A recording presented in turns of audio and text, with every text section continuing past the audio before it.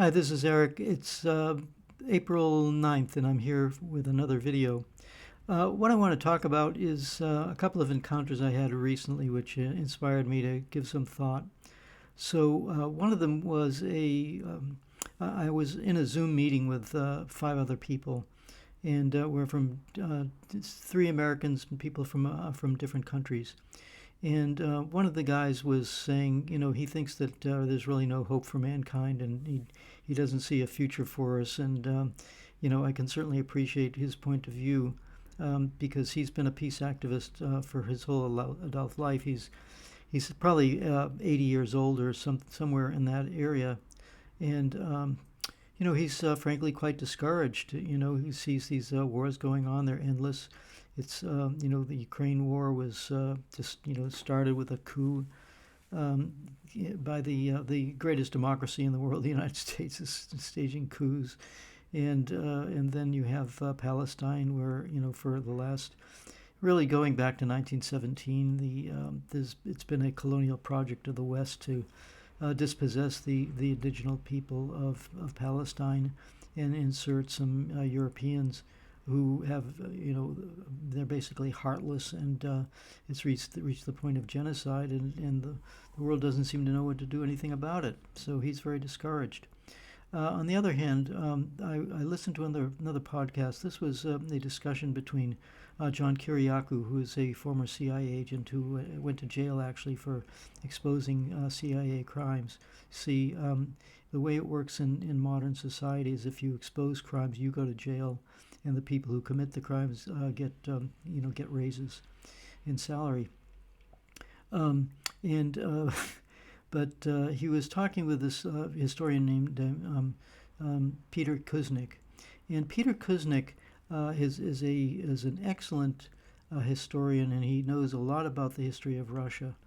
And one of the things that he pointed out in this interview was the fact that the West has actually been at war against Russia since 1917.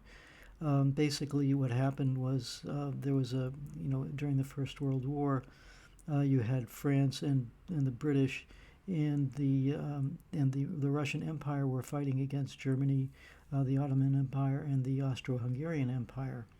And at a certain point, the Russian Empire was suffering catastrophic losses.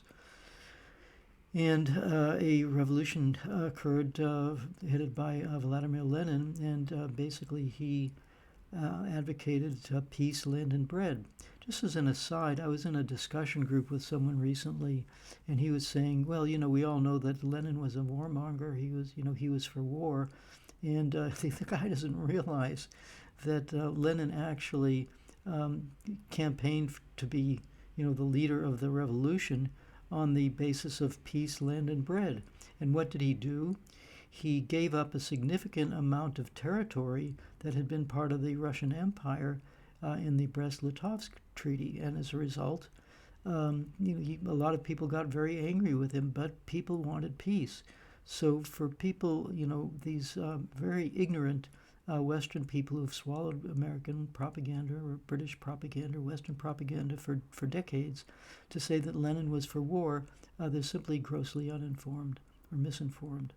But setting that aside, Peter Kuznick, towards the end of this discussion, he said, he's been a professor for many, many years, and he's got students, modern students, and he says that the difference between his generation, which is my generation, during the 1960s, we had a positive vision for the world. This was we call it hippie power flower power, and we had a vision of peace and harmony, these kinds of ideas, and sharing things, these kinds of ideas. And nowadays, he says that the people in the new generation have lost that kind of vision. They really are very cynical, and understandably so. They see a bleak future for themselves. So Peter Kuznick was saying, this is very unfortunate. So what I thought I would do is address this issue through the lens of two major influences in my life. One of them is the German philosopher Nietzsche, And I majored in German literature in university. The backstory of that was that I was majoring in chemistry. It was during the Vietnam War. And I had this realization that I was basically being trained to make weapons to kill people. And I simply could not do that. I just basically went on strike, so to speak. I couldn't study. And I thought, I need to understand what is going on in this world. Before you start making, having technological skill, you need to understand what are your skills being used for. And so, and I was coming from a Jewish family. I thought, well, how did it happen that this country, Germany, which was considered one of the most cultured countries in Europe, it had great scientists and musicians and writers and so on, and it took this wrong turn and ended up, in the 1930s and 40s, killing 50 million people, just horrific. So I wanted to understand what that was all about, and one of the German philosophers that I read was this fellow Nietzsche, and he wrote a book called Beyond Good and Evil, in which he was talking about the importance of reevaluating values. It was called the revaluation of values. And his point was that modern European civilization had basically reached a dead end, and that it was going to have to, change its mode of thinking. So that was one major influence. And the second influence is that after I finished the university, to go deeper into this question, this quandary that the United States and the rest of the world are in, I started studying Buddhism. And if going into one of the major texts in Buddhism is called the Avatamsaka Sutra, or the Flower Garland Sutra. And that promotes the idea of the bodhisattva, which is the enlightening being, this person who is striving for great excellence, not to dominate or to be the best, so to speak, but to but dedicating their life and their energy towards helping other people. So it's a very, very different vision from what Western civilization is, which is based on individualism and competition. So in the following this my video introduction, you'll see the article where I go through the differences between. I talk about what Nietzsche's idea was of going beyond good and evil, the idea of the Übermensch, that is the superior human being who defies convention, but it's a little different way of thinking about things. And the point of the article is that in Nietzsche, he is looking for some great superior being who is going to kind of go in and shake things up, whereas he doesn't offer necessarily a real positive vision. And so this is where the Avatamsaka Sutra comes in, and this enlightening being named Samantabhadra, or his name in English is universal good. So when you have this concept of a universal good, which goes far beyond the ideas of conventional reality and rules-based conduct and things like that, but based on wisdom and compassion.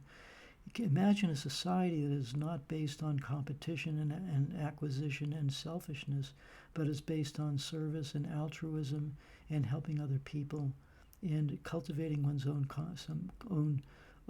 character and own consciousness, so that we become a better, more evolved type of person. So that's basically what I want to talk about in this article, and I've got one of the lead-off items is a song that came from the Soviet Union, actually, in the mid-1980s, from a movie called Guest from the Future. And this movie, it's a science fiction movie, but it is addressing this kind of vision of, how can we create a perfect society where people, become optimal, their lifespan is longer, their health is better, they're more intelligent, all of the things that we think of as making us human beings better, That's what this movie was basically addressing, and they were suggesting that in 100 years, humanity will have made that leap. Well, that was the 1980s. Here we are in the 2020s, and we don't seem like we're getting anywhere like that. But in contrast to the fellow who has a great feeling of hopelessness, it is my sense, and maybe I'm being, super idealistic or I don't know, overly anti-cynical, but if we keep our eyes on the prize, understanding that there's something to aspire for, that we can really build a better world if we work together to do it, and increase our own consciousness and help other people increase their consciousness, that is the way forward. So that's basically my introduction, and I hope you'll look forward to reading the article, listening to the song, and yeah, that's it. So thank you very much.